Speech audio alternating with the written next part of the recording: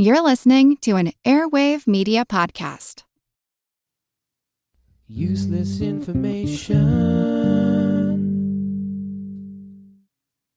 Hi, I'm Steve Silverman, and you're listening to a classic episode of the Useless Information Podcast.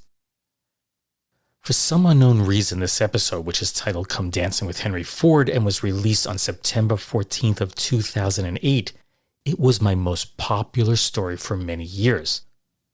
Now, podcast number 37, which is the 34-year nightmare, has since surpassed it, and it's actually one of my wife's favorites.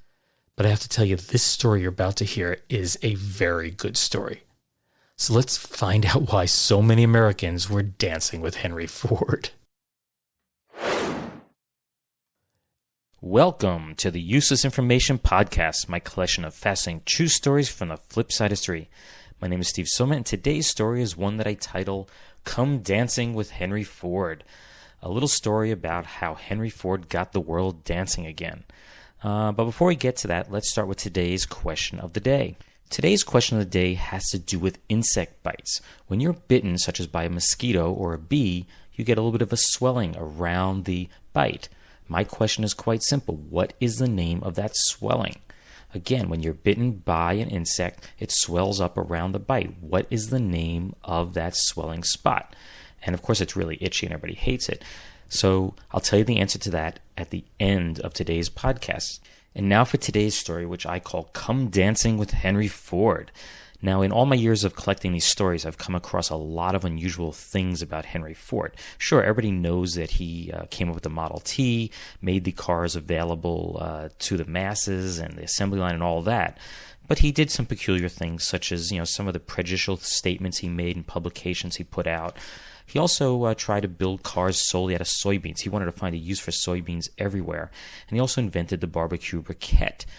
But today's story is about him trying to get people dancing again. And it's a very interesting little story, a funny, humorous one from history. Didn't really offend anybody, but I just thought I'd share it with you. So here we go. Now I'm going to start the story with an event that occurred in 1916. In fact, in May of 1916, when Henry Ford was interviewed by the Chicago Tribune. And during this interview, he was asked a little bit about history, and he claimed that history was just a bunch of bunk. History was bunk. And the problem with that was it was taken out of context. What he was implying is that you should live for today and not really worry so much about the past. But that phrase just haunted him, and the Chicago Tribune just took him to task on that. They ran bad story after bad story on him. And eventually, they accused him of not rehiring workers who had performed military service.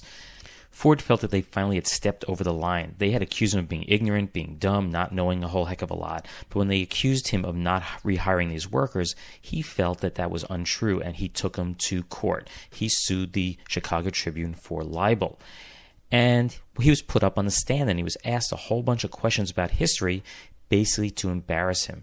For example, Ford thought that Benedict Arnold was a writer, and he confused the American Revolution with the War of 1812. Now, the case was settled in favor, the court ruled in favor of Ford, and in 1919 he was awarded a whole 6 cents in damage. Now, the money really wasn't that important because Ford, of course, was one of the richest men in the world, but public opinion of him was swayed forever. Basically, people considered him to be a very, very wealthy man, but also a very, very ignorant man. So Henry Ford responded by amassing a very, very large collection of antiques and purchasing historic properties and trying to show the world that he was very, very interested in American history and history in general. Now, one of these properties was the Wayside Inn in Sudbury, Massachusetts, which to this day is the oldest operating inn in the United States. And when Henry Ford purchased this, he wanted to create a living museum, and he purchased property all around it, expanding the property to about 3,000 acres. He also added 8 buildings to the property, including an old barn and a schoolhouse that he had moved there, plus building a chapel and an operating grist mill. And he also added some antiquities to it. Henry Ford was actually the last private owner of the Wayside Inn. Just 3 years before his death in 1947, back in 1944, he set aside 125 acres with the inn on that property as a non-profit organization. That way the inn could continue after his death and not be destroyed or ripped down and so on. So I guess you're saying to yourself, what in the world does this have to do with dancing? Well, the reality is it was at the Wayside Inn that his wife Clara reminded him that they had danced very little since they were young. Henry Ford had become so rich and so successful and so busy that their passion for dancing that they had when they first met was just gone. They hadn't danced in years. So Henry and his wife Clara decided at the Wayside Inn to start learning to dance again. And what they found out was that the years had gone by and they weren't very good at it anymore. So they decided to seek out an instructor. Ford found exactly who he was looking for in a guy named Benjamin Lovett. Benjamin Lovett, with his wife Charlotte, who were from New Hampshire, had been teaching traditional American dances, basically country line dancing, up and down New England for about 20 years or so. But it wasn't just the dancing that attracted Ford to Lovett. It was also that they shared the same common beliefs that the modern dances, the swing dances, the jazz of the 1920s were bad for American youth, but the old traditional dances were better. They somehow not only taught you to dance, but they gave you better social grace. They gave you better manners. Ford was so impressed by the Lovetts that they were invited back to Dearborn, Michigan with him to help organize a series of dances. Now, the Lovetts only expected to stay maybe a month or two, but they actually stayed close to 20 years. Ford not only brought in the service of Lovett, but he also found the best fiddle players, sousaphone players, dulcimer players, and so on to put together a country house orchestra at the Ford plant. But the one thing he did lack was a dance hall, a dance studio. So they were given rehearsal space in a section of the large Dearborn engineering laboratory. And these people had to be ready at a moment's notice. Anytime Ford came in and wanted to dance, they had to start playing. Ford felt so strongly about the effect of dance, its ability to make people better people, to have greater morals, that he insisted that all of his executives learn to dance also, at least dance the way that he wanted them to dance. And night after night, for about 2 weeks, he forced all of his executives to come into the engineering facility and learn to dance, and they had to bring their spouses with them. There were no exceptions. If you couldn't make it at a certain time, he would just schedule the dance at a different time. In 1926, with Lovett's help, Henry Ford published the book, and you're going to love this title. It's Good Morning. After a sleep of 25 years, old-fashioned dancing is being revived by Mr. and Mrs. Henry Ford. What a title. You see, for Henry Ford, it wasn't enough just to get his executives and their wives dancing. He wanted to get all of America dancing. He wanted the students, the young people, the old people, everyone in between dancing, but not dancing anything. None of this crazy jazz stuff that was corrupting the youth. He wanted everyone to dance these traditional American dances, and therefore his book contained square dances, contra dances, maybe a few waltzes and a polka here and there, but they were very, very traditional dances. They were very out of step with what was going on at that time. As you can imagine, the press had a field day with this, but somehow Ford, with all his power and money, was able to get the movement spreading. He set up a school for boys and girls to actually learn dancing, and eventually it became part of all the schools in the Dearborn, Michigan area. In fact, it's estimated that about 22,000 students at its peak were actually learning these traditional dances in school. And in fact, the Detroit public schools in their curriculum had Ford's book used for many, many years. And then some universities and colleges took it in, and the movement spread. But it wasn't to last long. Like all fads and crazes, they die out very quickly, and by the end of 1926, the public had gone back to jazz and doing what they were doing before. But a dying fad did not stop Henry Ford. He continued to push for traditional American dances to be taught to students and others all across this country. Just as an example, he built Lovett Hall, which was a beautiful, elegant ballroom. It's actually still in existence today, in his Greenfield Village in 1937. That's more than 10 years later. By the way, that's known as the Henry Ford Museum today, and it's the largest outdoor museum in the United States. Sadly, Henry Ford's enthusiasm for traditional American dance lasted until 1943, when his only child Edsel died of cancer. At that point, he just lost it. He really could not deal with life anymore. And he lived till, of course, as I mentioned earlier, he died in 1947. But even his death didn't bring an end to these dances. The foundation that ran Lovett Hall continued over the years, at least sporadically, to have these dances. They went on for decades. And finally, in the early 1980s, they set up monthly dances. The hall was rented out, and they had monthly contra dancing and country dancing at the hall. These dances actually continued monthly until February 6, 2005. That's, 23 years later, when 537 attendees were the last ones to dance one of the traditional Ford dances at Lovell Hall. Now, oddly, the organizers of the event didn't want it to end. It was actually the Ford Foundation that brought it to an end. You see that the foundation operators now insist that they pay $800 to rent the hall, and get this, they had to contract to spend at least $4,000 each time on catered food. The organizers of the event realized that that was impossible, and they had to stop the dancing at Lovett Hall.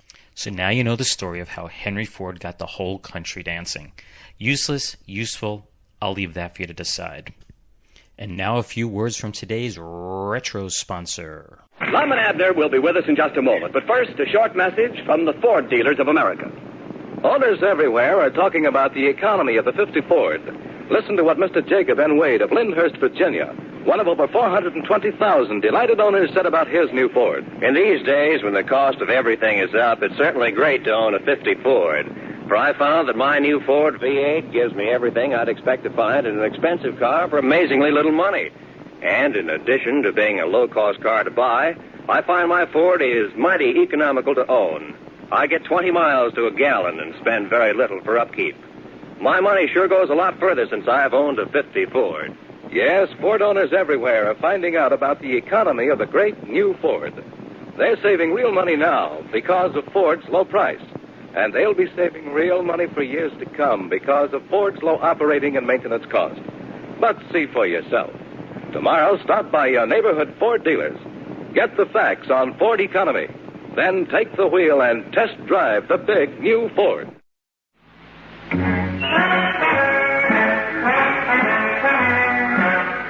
Here are some most happy fellas, the four lads for Ford.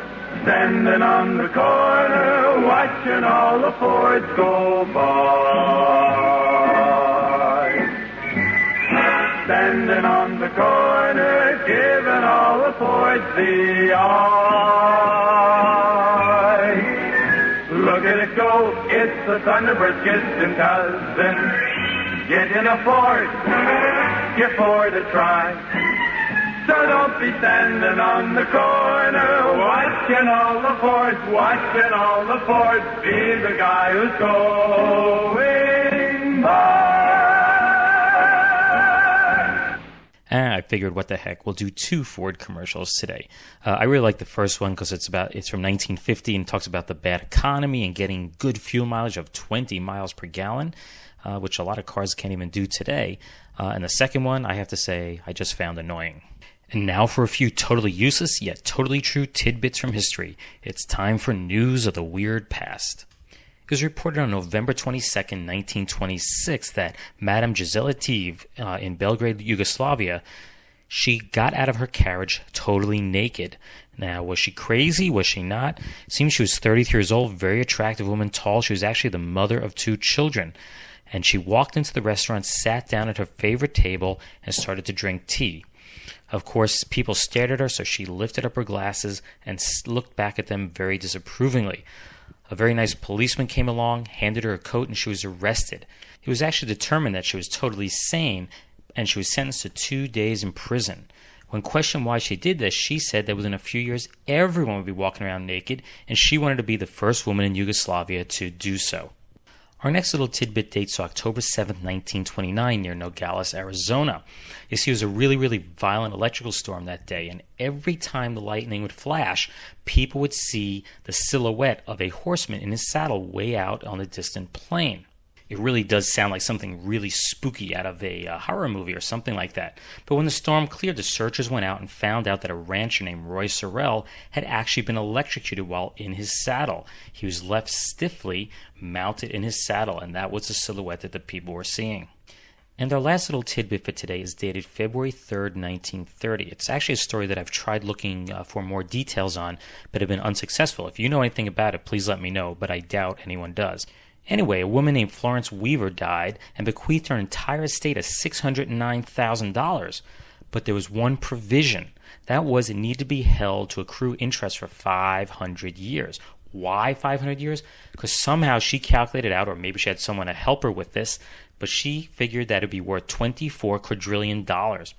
Now, why would you want your money to sit that long so it became worth $24 quadrillion? Well, I'm guessing that she thought that inflation would never happen, but she intended it to house crippled children, build parks, and aid the poor of the Caucasian race. Now, this will probably was challenged in court by her relatives and never went any farther than that. But even if parts of the will did survive to today, which I'm very doubtful of, the part about the Caucasian race would actually get it struck down in court because it would need to be left to everyone. So it's just an interesting little tidbit. If you know anything about it, let me know. And that's today's news of the weird past. And now the answer to today's question of the day. And I asked a fairly straightforward question. I said if you get bit by a mosquito or some other bug, you get a little bump around the bite.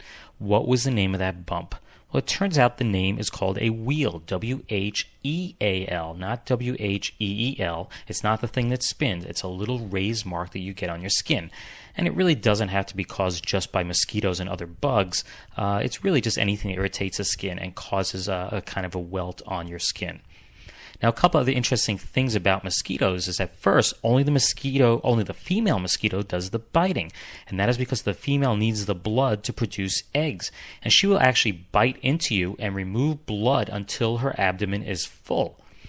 Now, the odd thing is that scientists have actually tried this, and I have no idea why, but if you actually cut the nerve that connects to her abdomen, she will drink the blood until she actually bursts open.